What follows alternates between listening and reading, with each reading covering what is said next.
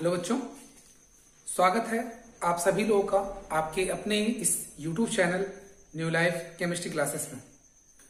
जैसा कि पिछले वीडियो में आप सभी को ये बताया गया था कि क्वांटम संख्या क्या होती है और क्वांटम संख्या से संबंधित जो डिफिनेशन थी वो मैंने आपको बताई थी और क्वांटम संख्या कितने प्रकार की होती है ये भी आपको बता दिया गया था। उन्हें किससे प्रदर्शित करते हैं और उनका क्या रोल होता है और कैसे हम किसी भी कोष के, किसी उपकोष के, किसी भी तत्व के, किसी भी इलेक्ट्रॉन्स के लिए कैसे ज्ञात करेंगे उसकी क्वांटम संख्या, ये हमें यहाँ पे जाननी है। आज हम इस वीडियो में आपसे इसी के बारे में डिस्कस करने वाले हैं कि मुख्य क्वांटम संख्या जो आपकी होती है द्विगांशी क्वांटम संख्या, चुंबकीय क्वांटम संख्या और चक्रण क्वांटम संख्या, ये कैसे आप ज्ञात करेंगे, कैसे ज्ञात करेंगे और किसके लिए क्या क्या मान हो सकते हैं, इसकी चर्चा हमें आज इस वीडियो में करनी है आपसे। ठीक है, तो पिछले वीडियो में आप सभी लोगों ने जो भी कुछ दिया गया था उसका आंसर आप लोगों के कुछ विद्यार्थियों के द्वारा आया हुआ था और प्रयास यही करता हूं कि सभी विद्यार्थी अपना अपना आंसर जरूर किया करें, जिससे ये पता चल सके कि जो चीजें बताई जा रही है वो आपको अच्छे से समझ में आ रही है। ठीक है, तो डिस्कस करने वाले हैं आज आपसे इसी के बारे में। चलिए स्टार्ट करते हैं। पहले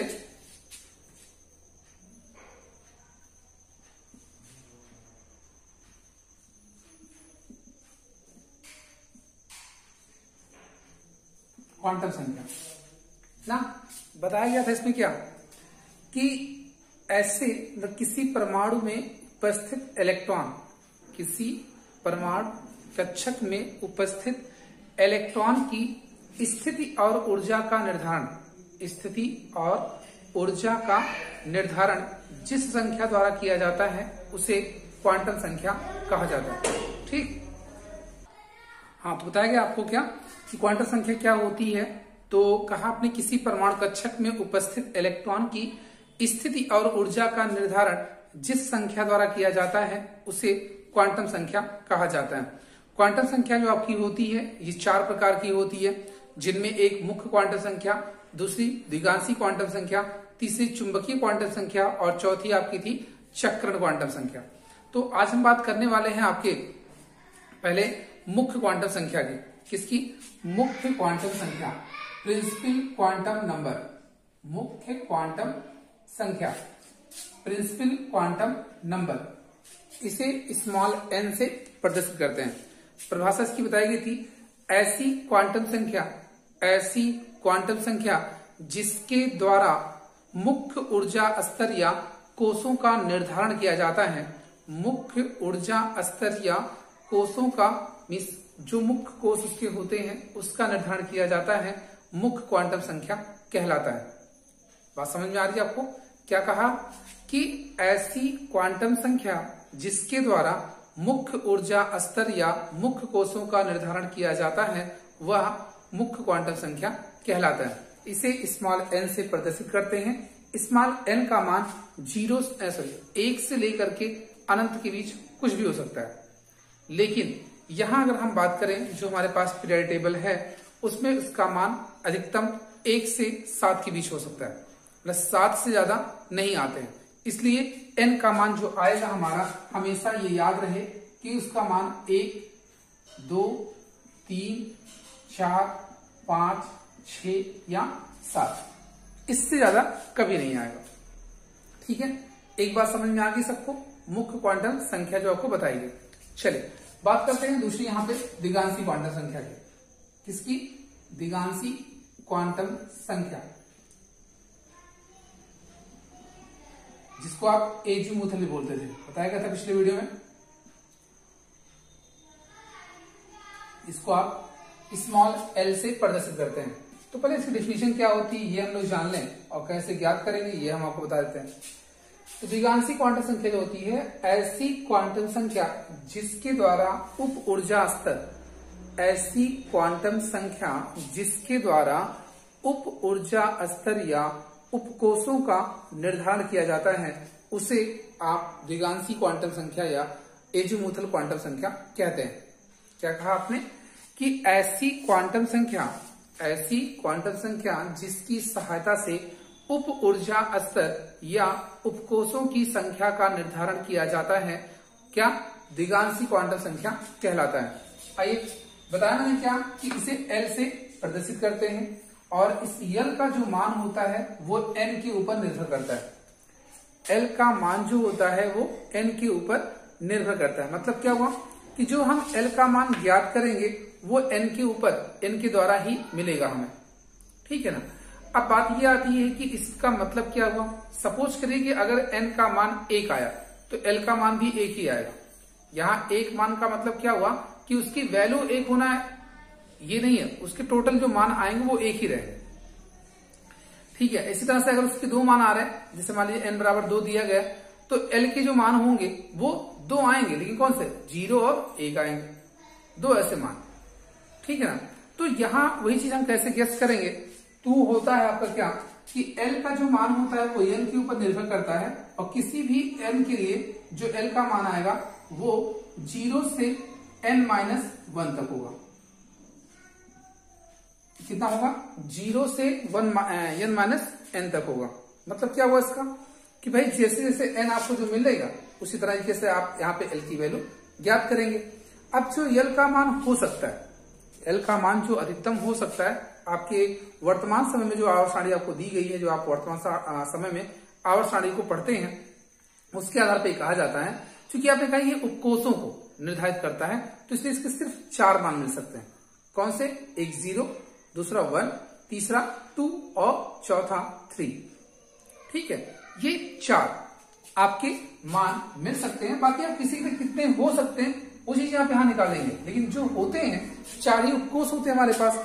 तो इन चारों उपकोष में इलेक्ट्रॉन्स भरने के लिए या उनकी क्वांटम संख्या ज्ञात करने के लिए हमें बस केवल 4 ही द्विगांशी क्वांटम संख्याएं ज्ञात करनी होती हैं। एक S के लिए, एक P के लिए, एक D के लिए और एक F के लिए, ठीक है। तो आइए दिखाते हैं यहाँ पे। जैसे मान लीजिए आपको N का मान अगर 3 दे दिया गया, पहले अगर हम N बराबर 1 के लिए देखें तो N का मान जो आएगा वो 0 आएगा। कैसे भाई, 1 - 1 0 आया, 0 से 0 मतलब 0 ही आएगा। फिर ऐसे ही N बराबर 2 के लिए देख लीजिए, L का मान आएगा 0 और 1, तो L में यहाँ कितने मान बताएगा, 2। L के कुल कितने मान है, 2 ही मान है, 0 और 1। कैसे आया देखिए, जब आप N का मान यहाँ 2 रखते हैं तो 2 - 1, 1 मिल गया आपको, 2 - 1 क्या मिल गया, 1, और यहाँ 0 था, 0 से इतनी जो पूर्णांक संख्या आपको यहाँ पे रखनी होती है। ऐसे देखिए N बराबर 3 के लिए L का मान जो आएगा वो 0, 1, 2 आएगा। वो कैसे, देखिए 0 से n-1 मतलब 3 रखा है यहाँ पे, 3 - 1 कितना आ गया, 2 आ गया। तो 0 से 2 तक, तो 0 और 2 के बीच में कौन सी पूर्णांक आएगा धन वाली, 1 ही आएगा, 0, 1, 2 ये होगा। n बराबर 4 के लिए L का मान जो आएगा 0, 1, 2, 3 ये होंगे। भाई देखिए यहाँ 0 से 4 - 1 रखा, 3 आया, 0 से 3 तक, 0, 1, 2, 3 ये टोटल मान 4 ही आया आपके। ऐसे ही अब आप आगे भी समझा सकते हैं, लेकिन आपको बस यूज यही तक करना है। 0, 1, 2, 3, 4 जितने n के मान आप यहाँ रख रहे हैं उतनी ही संख्या में आपको L के मान भी मिलेंगे। आप चेक कर सकते हैं किसी भी वैल्यू पर। किसी में दिक्कत हो तो आप बताइएगा जरूर, पूछिएगा जरूर। ये देखिए, ठीक है ना। अब देखिए इसका रोल क्या है यहाँ पे, n कुछ भी आ जाए, n कोई भी आ जाए, मुझे यहाँ पे उपकोष बताने हैं। तो उपकोष मेरे पास क्या है, जैसे S उपकोष है, क्या है, S उपकोष। तो S उपकोष के लिए L का मान सदैव 0, S उपकोष के लिए L का मान सदैव क्या आएगा, 0 आएगा। P के लिए L का मान सदैव 1 आएगा, D के लिए L का मान 2 आएगा, F के लिए L का मान 3 आएगा। क्योंकि इसके बाद कोई उपकोष और है ही नहीं, भविष्य में कोई और उपकोष खोजा गया तो इसके आगे इसके मान मिलेंगे मुझे, ठीक है। तो S, P, D और F की जो वैल्यू यहाँ पे मिलेगी आपको वो क्या होगी, 0, 1, 2, 3। अब इसे पूछा गया 4S, क्या पूछा गया, 4S मान लीजिए ऐसे दिया गया। अब 4S में कहता है आपसे कि N और L का मान क्या होगा, N और L का मान क्या होगा। तो देखिए यहाँ पे जो संख्या दिख रही है वो N को बता रही है, किसको, N को, यानी कि N बराबर 4। और यल की मान पूछता है इसके लिए, इस उपकोष के लिए, तो यल का मान 0। पूछता है n बराबर 4 के लिए l के कुल कितने मान होंगे, तो भाई वो होंगे 0, 1, 2, 3। 4s के लिए l का मान क्या होगा, तो भाई l बराबर 0। यस उपकोष आ जाए, यहां कोई नंबर लगा रहे, 1s आए, 2s, 3s, 4s, 5s, 6s या 7s, कोई भी संख्या s के साथ लगी हो, हमेशा उसके लिए l का मान 0 ही आपको रखना है। जब आपसे ये पूछा जाए कि n बराबर इतने के लिए l के कुल कितने मान आएंगे, तो आपके पास सामने है, यहां पर आप निकाल के दिखा सकते हैं। ठीक है, जैसे ऐसे देखिए, आपको दे दिया गया 7p, इसमें पूछा गया n और l का मान, तो आप क्या बताएंगे, n बराबर 7, l बराबर 1, क्योंकि p उपकोष के लिए l का मान हमेशा 1 होगा। ठीक है ना, इतनी बात समझ में आ रही है आपको? आप इसको नोट करिए जल्दी से, फिर कुछ दिक्कत हो तो आप बताइए।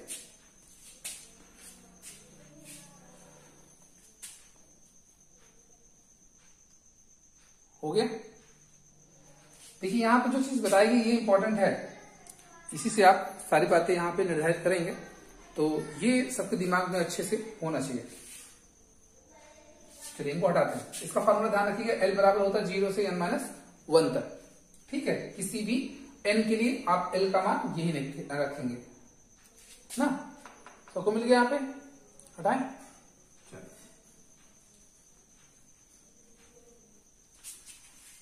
ये हमने नोट कर लिया था। अब आगे आते हैं चुंबकीय क्वांटम संख्या पर। किस पर? चुंबकीय क्वांटम संख्या। इसको आप स्मॉल m से प्रदर्शित करते हैं, और स्मॉल m का जो मान होता है वो l के ऊपर निर्भर करता है। जैसे l का मान n के ऊपर निर्भर करता था, उसी तरह से m का मान l के ऊपर निर्भर करता है। तो इसकी परिभाषा क्या होती है? ऐसी क्वांटम संख्या जो उपकोषों में उपस्थित इलेक्ट्रॉनों के अभिविन्यास का निर्धारण करती है, मतलब उसका ओरिएंटेशन कैसा रहेगा। ठीक है, इलेक्ट्रॉन्स कैसे आप भरेंगे, बात समझ रहे हैं? तो इलेक्ट्रॉनों का अभिविन्यास, इलेक्ट्रॉन का जो विन्यास आप करते हैं, उसका निर्धारण कौन करवाता है? ये चुंबकीय क्वांटम संख्या। यानी कि ऐसी क्वांटम संख्या जो उपकोषों में उपस्थित इलेक्ट्रॉनों के अभिविन्यास का निर्धारण करती है, वो कहलाती है चुंबकीय क्वांटम संख्या, और ये स्मॉल m से प्रदर्शित की जाती है। स्मॉल m का जो मान होता है वो l के ऊपर निर्भर करता है, और m किसी भी l के लिए m का जो मान होता है वो -l से +l तक, 0 सहित। ठीक, आप इसमें +l से -l भी लिख सकते हैं, कोई दिक्कत नहीं है। कुछ बुक में आपको ऐसा लिखा मिलेगा भी, आप इस तरह से लिखते हैं तो भी 101% सही है। +l से -l तक लिखते हैं तब भी वो सही है, 0 भी शामिल रहेगा, और यहाँ पे सभी पूर्णांक आपको रखने हैं। तो देखिए -l से +l तक। अब बात आती है यहाँ पे, अगर l बराबर 0 हुआ, भाई चूंकि l के बाद जो बताई गई है वो 0, 1, 2, 3, 4, 0, 1, 2, 3 और 4 चूंकि यहाँ पे आपको रखना नहीं है, मैंने 4 के लिए बताया था। 0 एक पहली वैल्यू आई, 1 दूसरी वैल्यू हुई, 3 2 तीसरी वैल्यू हुई, और 3 चौथी वैल्यू हुई, यानी टोटल 4 वैल्यूज यहाँ पे। तो l बराबर 0 की देखिए क्या होगा, m का जो मान आएगा वो क्या क्या आएगा देखिएगा।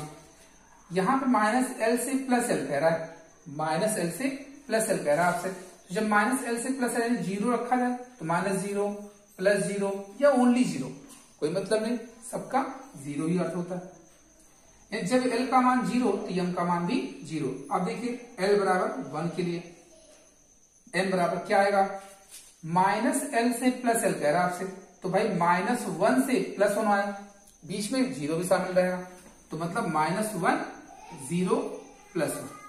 ऐसे ही l बराबर 2 के लिए देखिए, m के मान -2 से +2 के बीच, तो -2, -1, 0, +1, +2।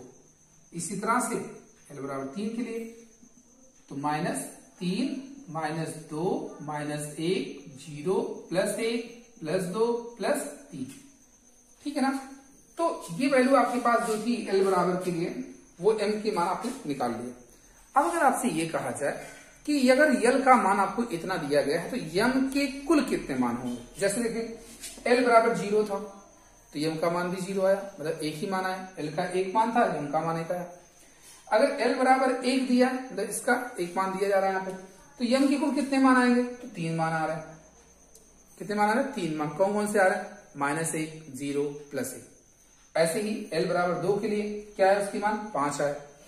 एल बराबर 3 के लिए 7 मान आ गए। तो इसका रूल क्या है, किसी भी एल के लिए अगर यम के कुल मान आपको बताने हैं, यम के कुल मान बताने हैं, तो उसके लिए आप यूज कर सकते हैं 2l+1। 2l+1 बेस्ट रूल है इसका।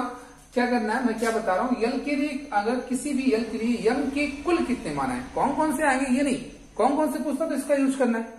कुल कितने मान आएंगे तो आपको इसके लिए ये यूज करेंगे। ठीक, जैसे देख लीजिए एल बराबर 0 रखा, 2 गुणे 0 धन 1 मान आया। 2 रखा तो 2 दूना 4 धन 1 5 आएगा। 3 रखा 6 धन 1 7 आएगा। ये देखिए, तो इस तरह से आप ज्ञात कर सकते हैं। तो किसी भी यल के लिए यम के कुल मान यही आते हैं। अब अगर आपसे कहा जाए कि यन के मान दिए हो तो यम के कुल कितने मान हो सकते हैं, तो किसी भी यन के लिए यम के कुल मान n² के इक्वल होता है। इसके n² के, जैसे मान लीजिए यन इतना दिया, पूछा गया यम के कुल कितने मान आएंगे, तो भाई आपको डायरेक्टली यहां रख दीजिए, मान मिल जाएगा। टोटल मान बता देगा वो कितना आएगा। ठीक है ना, उसके लिए। तो चलिए ये चीज आप यहां पे समझ गए होंगे।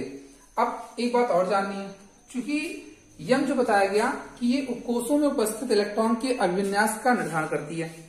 जैसे पहले अगर हम बात करें यस उपकोष में, तो भाई उसमें सिर्फ 2 ही इलेक्ट्रॉन्स होते हैं, एक मतलब एक ही कक्षक होता है, उसमें जो इलेक्ट्रॉन्स रहेंगे वो 2 रहेंगे। लेकिन पी में क्या होता है, 3 कक्षक होते हैं। जो 3 कक्षक इसमें होते हैं तो क्या करेंगे आप देखिए, ये पहला, चूंकि इसमें P1 पहले एक इलेक्ट्रॉन भरते हैं हम लोग, P1 P2 P3 हुआ, क्योंकि 6 जाते हैं ना अधिकतम, तो पहले P1 हुआ, P2 हुआ, P3 हुआ ना। अब फिर से पेयरिंग करवाते हैं, P4 P5 P6, 6 की व्यवस्था है ना।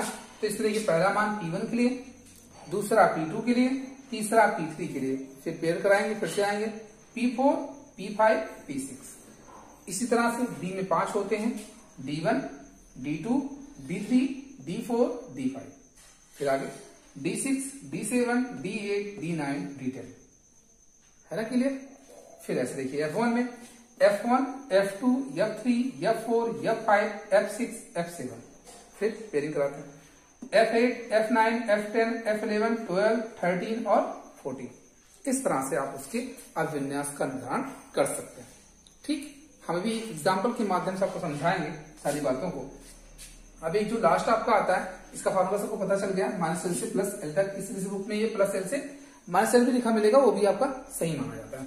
तो चलिए चक्रण क्वांटम संख्या की बात आपसे कर लेते हैं। किसकी, चक्रण क्वांटम संख्या, इसको आप S से, स्पिन क्वांटम नंबर बोलते हैं आप इसे, स्मॉल s से प्रदर्शित करते हैं आप इसे।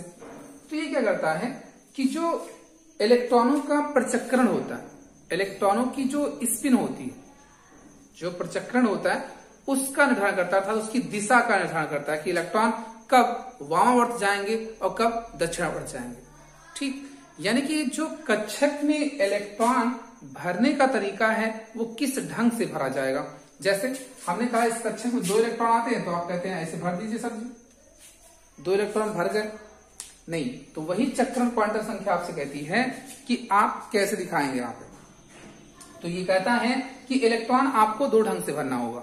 एक पहले, इससे पहले आप सब में एक इलेक्ट्रॉन भर रहे हैं, तो भाई अगर सब में एक इलेक्ट्रॉन डालते जा रहे हैं तो अपवर्ड जाएगा, दैट मीन्स क्लॉकवाइज के रूप में, उसका मान +½ होगा। और अगर आप डाउनवर्ड करते हैं, जैसे उसी कक्षक में दूसरा इलेक्ट्रॉन ऐसे आप भरेंगे डाउनवर्ड, तो इसका मान -½ होगा। यानी कि यस का जो मान आएगा यहाँ पर वो सभी के लिए क्या आएगा, ±1/2, ±1/2। जब इलेक्ट्रॉन आप अपवर्ड में भरेंगे, मतलब ऐसे भरते जाएंगे, इस तरह से, पहले ऐसे भरना ही है आपको, तो +1/2 लिखेंगे, किसी के लिए पूछा जाएगा। और अगर नीचे की तरफ आते हैं तो इसके लिए -1/2 ना, क्या लिखा जाएगा, -1/2।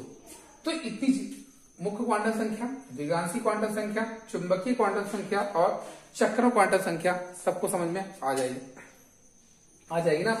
अब देखिए इस पर एक मैं क्वेश्चन करवा देता हूं, कैसे आप करेंगे। जैसे कोई एक छोटा सा एग्जांपल यहां पे समझा दूं और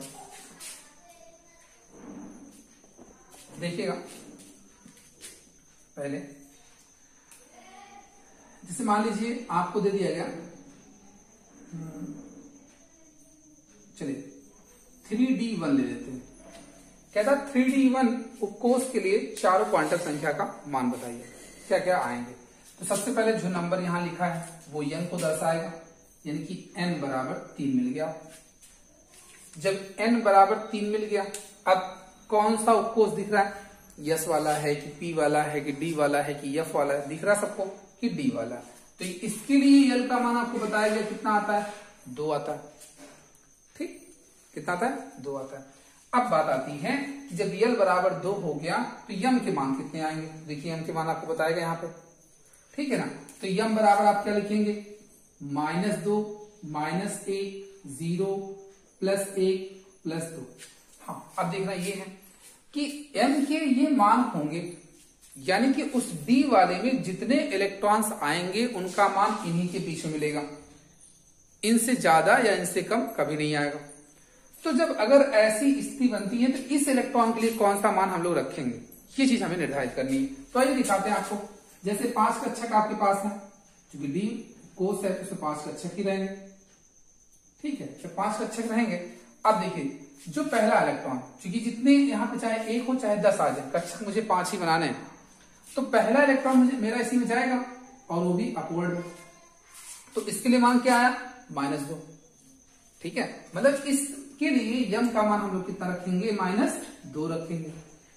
अब बात क्या आई कि यहां पर एस का मान क्या आएगा, यस का मान जो स्पिन मल्टीप्लिसिटी है आपका, सॉरी स्पिन क्वांटम नंबर है, तो इसमें कितना रखेंगे। क्योंकि इलेक्ट्रॉन कैसे भरा आपने, अपवर्ड भरा हुआ है, तो इसके लिए क्या +1/2।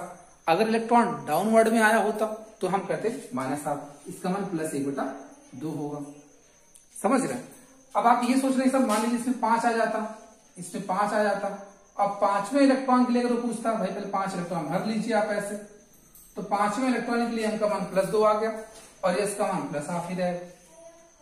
आप कहते सर इसमें 10 आ जाए, तो 10वें इलेक्ट्रॉन का पूछता, 5वें इलेक्ट्रॉन किसी का पूछता, जैसे 10वें इलेक्ट्रॉन का पूछता ऐसे आते 6 7 हो गया, 8 हो गया, 9 हो गया और ये 10 हो गया। तो 10वां इलेक्ट्रॉन कहां जा रहा है, यही जा रहा है, इसके लिए +2 और यम का मान यस का मान जो होगा -1/2। ठीक, तरीका समझ में आ रहा होगा आपको। मैं इस पर ढेर सारे क्वेश्चन अगले वीडियो में आपको जरूर करवाऊंगा, लेकिन तब जब आप इसकी सारी डिफिनीशंस को और सभी फार्मूले को, इसके रूल को अच्छे से रिवाइज करेंगे और इसका स्क्रीनशॉट आप दिए गए व्हाट्सएप नंबर पर सेंड करेंगे। ठीक, तो पिछले जो लेक्चर बताई गई थी उसमें काफी विद्यार्थियों की आए हुए थे, जैसे कि एक रागिनी मिश्रा का था, शिवम कुमार है ना, और 2-4 ऐसे और विद्यार्थी थे, उनका नाम मैंने कई बार आप लोगों से कहा है कि नाम जरूर लिखा करिए नीचे ना। हाँ, एक अंजनी पाल करके है, उनका भी आया था। तो सब लोग अपना अपना आंसर जरूर सेंड किया करें, ठीक है। तो चलिए इस वीडियो को अधिक से अधिक सभी लोग शेयर करें, और कुछ भी अगर डाउट्स रह जाता है इसमें तो आप जरूर बताइएगा, हम इसका जो समाधान होगा अगले वीडियो में आपको जरूर करके बताएंगे। ठीक, और चैनल पर जो नए व्यूअर्स रहते हैं, जो भी हमारे और पुराने विद्यार्थी हैं, वो चैनल को अधिक से अधिक शेयर करें, साथ ही साथ चैनल को सब्सक्राइब भी किया करें, ठीक है।